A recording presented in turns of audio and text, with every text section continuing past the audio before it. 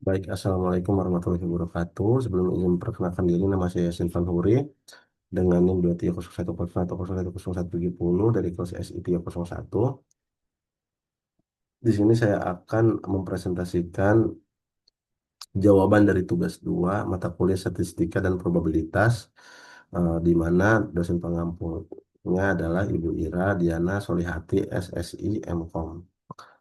Baik, langsung saja ke jawaban soalnya.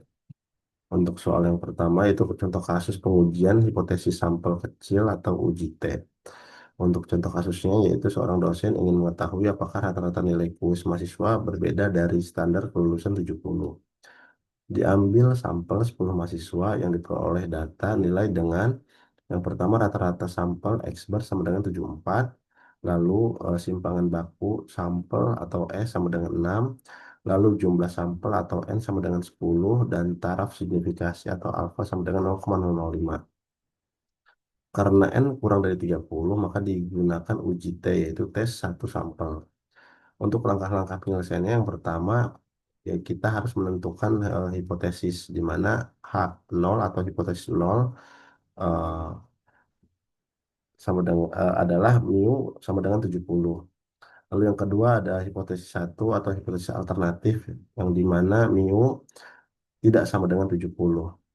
Lalu yang kedua kita menentukan statistik uji dengan rumus. Yang pertama kita gunakan rumus uji T, yang mana rumusnya adalah T sama dengan X bar dikurangi mu per S akar N. Nah, jika kita substitusikan nilainya, yaitu menjadi T sama dengan 74 min 70 per 6 akar 10 sama dengan T per 1,897 sama dengan 2,11. Lalu untuk langkah ketiga yaitu menentukan nilai kritis. Yang pertama derajat kebebasan atau DF sama dengan N kurangi 1 sama dengan 9. Lalu dari tabel T yaitu T 0,025 dalam kurung 9 sama dengan 2,262. Lalu yang keempat adalah keputusan, yaitu T hitung sama dengan 2,11 dan T tabel sama dengan 2,262. Karena 2,11 itu kurang dari 2,262, maka H0 diterima.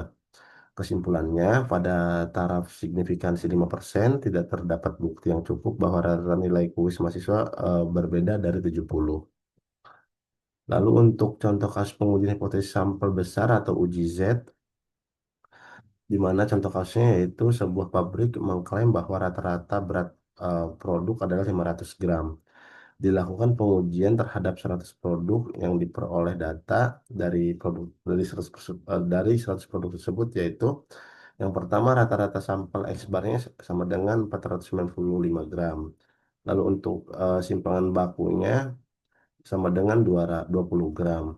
Lalu jumlah sampel atau N sama dengan 100 dan taraf signifikansi sama dengan 0,005. Karena N lebih dari 30, digunakan uji Z. Untuk langkah-langkah penyelesaiannya, yang pertama menentukan hipotesis.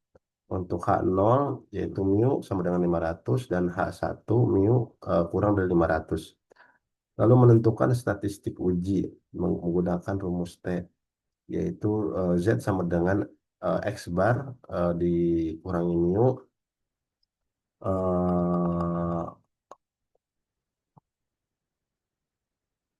bentar, maaf.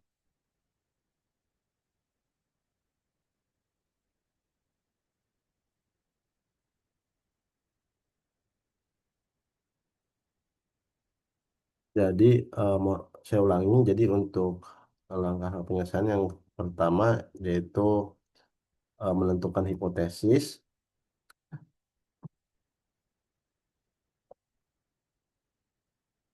Maaf, maaf. Ya, menentukan hipotesis H0 yaitu mu sama dengan 500 dan H1 mu eh, kurang dari 500 menggunakan yang kedua kita menggunakan statistik uji di mana rumus uji T sama dengan Z sama dengan X bar dikurangi mu per sigma akar N. Jika kita substitusikan nilai di mana Z sama dengan 495 dikurangi 500 per 20 akar 10 sama dengan -5 per 2. Jadi sama dengan hasil akhirnya adalah 2,5. Lalu menentukan nilai kritis dari tabel Z, Z 0,05 sama dengan -1,64. Lalu yang terakhir adalah keputusan di mana Z hitung sama dengan -2,5 dan Z tabel sama dengan -1,645. Karena -2,5 kurang dari -1, 645 maka H0 ditolak. Kesimpulannya, pada taraf signifikansi 5% terdapat bukti yang cukup bahwa rata-rata berat produk kurang dari 500 gram. Untuk yang terakhir yaitu ringkasan perbedaan, di mana terdapat aspek sampel kecil dan sampel besar. Dari aspek jumlah sampel, sampel kecil untuk N-nya kurang dari 30, sedangkan sampel besar N-nya lebih dari 30. Untuk statistik uji, sampel kecil menggunakan t-test dan sampel besar menggunakan z-test. Untuk simpangan baku, sampel kecil menggunakan S atau sampel dan sampel besar menggunakan sigma atau populasi. Lalu untuk aspek distribusi, sampel kecil menggunakan student dan sampel besar menggunakan distribusi normal. Baik, mungkin itu saja presentasi singkat dari saya. Kurang dan lebihnya mohon maaf. Jika ada masukan dari Ibu, saya dengan senang hati akan menerimanya. Baik, kurang dan lebihnya mohon. Assalamualaikum warahmatullahi wabarakatuh.